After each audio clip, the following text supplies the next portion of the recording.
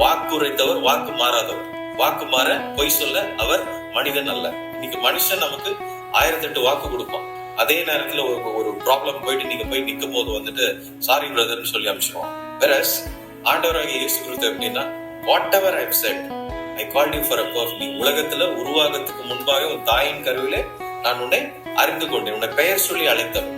அவ்வளவு பர்ஃபெக்ஷனோட ஒரு big plan இருக்கு.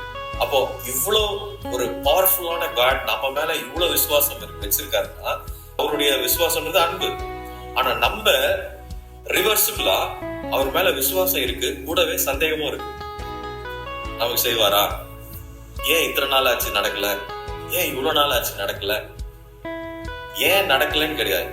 எப்போ ஆண்டவரே I am ready for it, என்னுடைய காரியத்தை உங்ககிட்ட கொடுத்துட்டேன், நிச்சயமா நீங்க அதை நிறைவேற்றிக்கோ, நான் இனி என்ன செய்ய.